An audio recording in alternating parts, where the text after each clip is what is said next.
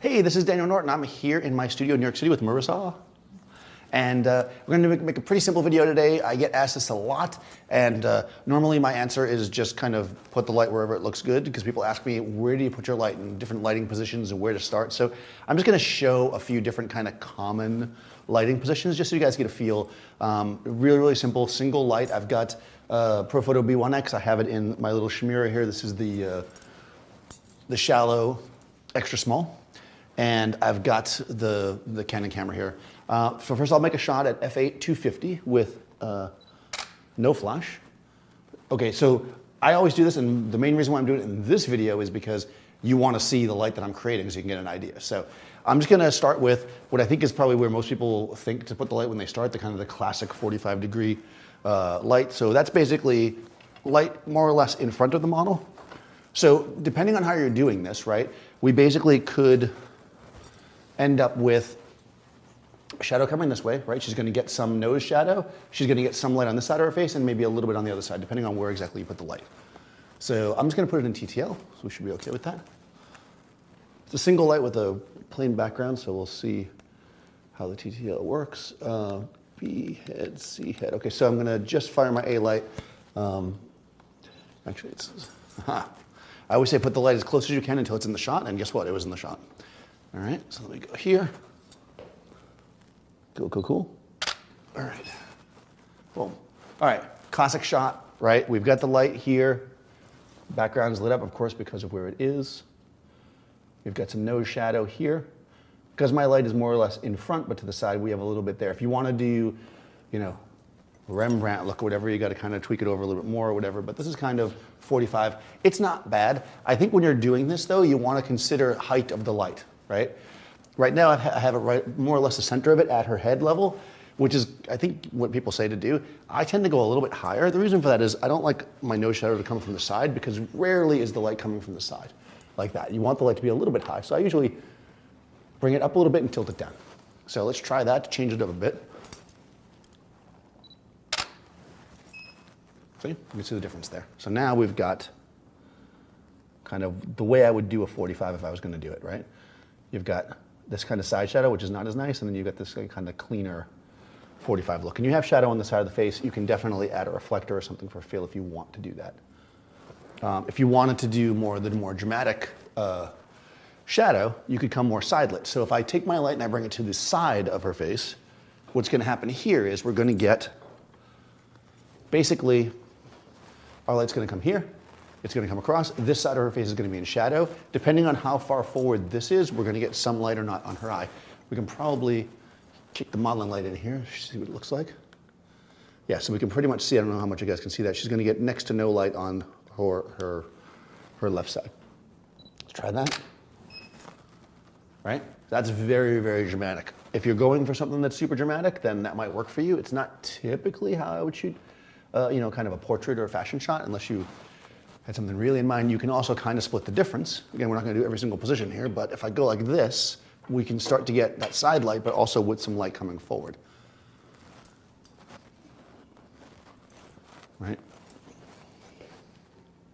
Turn the modeling light on. Yeah, we can see that there. I'm getting a little bit of light on the side of her face. Right? And now we've got that. So again, more dramatic. So now you've got two different versions of the side light. You know, this is probably a bit much, I think.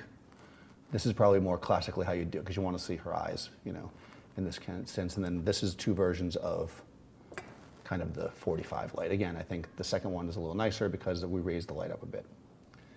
So that being said, normally, so we'll show the two, like, quote, successful shots right now. Normally what I would do when photographing a female subject, and I say this all the time, is I like to put the light in the center, or what they call a butterfly. Partially because I like butterflies, but partially because, you know, what it's going to do is it's going to give an even light across the face.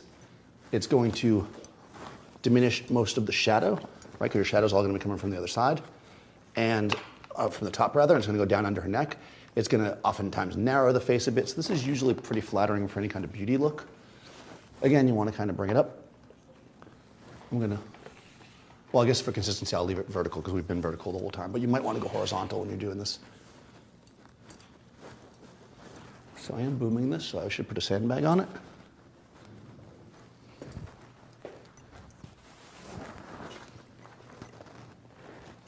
sandbag on this bad boy. Well, that didn't work. That was ineffective. There it is. All right, sandbag's on there. Let me take a peek. Okay, lights in the shot. I'm actually going to tip it down a smidge more. And I'm going to raise it. So oftentimes when you're doing this kind of light, you want enough light kind of coming in front of her, right? We can partially to light her body, but also because, what's that? I can see your body. Partially to light her body, but also partially because oftentimes with this kind of light, you're going to want to use a reflector to fill in. So we'll just do that to kind of finish this one. I think in most cases, your butterfly lighting, you're going to want to use a reflector.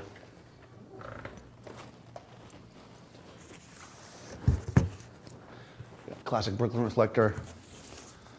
Go like that. Boom. Yeah. Hold it like this. And then remember, we want to put it in the shot and then lower it down. Okay. So, oh, yeah, it's totally in. Actually, let me do it because I'm probably going to have to go much lower. I'm going to kick back what we can. Okay. There we go. Fills in a bit. With this more 3/4 shot, you might even want to add some kind of like actual active fill, like a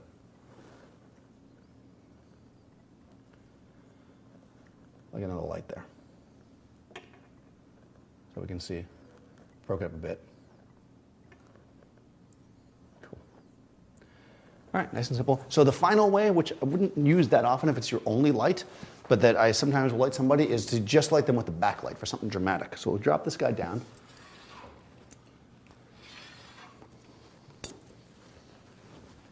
Cool. So I'm gonna come back up here.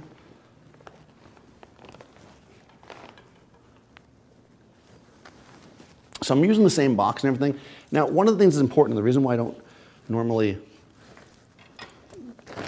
give like a straight answer as to exactly how you should do this is because every person, every box, every place you're going to be is a little bit different, right? So what you're going to have to do is, this is giving you a general idea, what you're going to have to do is decide for yourself what is going to work for you or not. So yeah, move forward a bit for me. So I'm basically just going to come back and light her more or less from the back. Now this, TTL is going to hate me here, I think. We're going to give it a shot so we can see how it is there. Yeah, perfect. So this is going to be kind of dramatic, right? Even more so than the side light, because we don't really have any light on her face. But in this case, I'd almost never have her look towards the camera. I'd have her look more that way. Yeah, so she's looking off. So this can create some kind of mood, right? That way we've got some light on her face. So it's kind of almost like side lit, but she's turned, right? So we've got that kind of backlight. The advantage to that versus the side lit and not turning is that the way our body is shaped and stuff will look nicer. So we've got basically backlight, we have butterfly light, we have kind of 45-degree-ish, I should say side light rather, then we have 45. And that gives us kind of our basic kind of lighting patterns, if you will. You know, with these, what you want to do when you first get a subject in front of you is you want to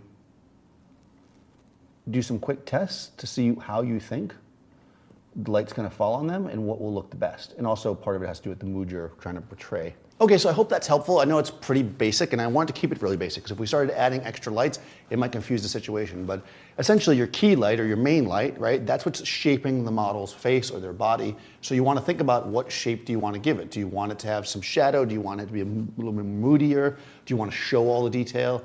And you'll make your lighting choice there, where you're going to put your key light.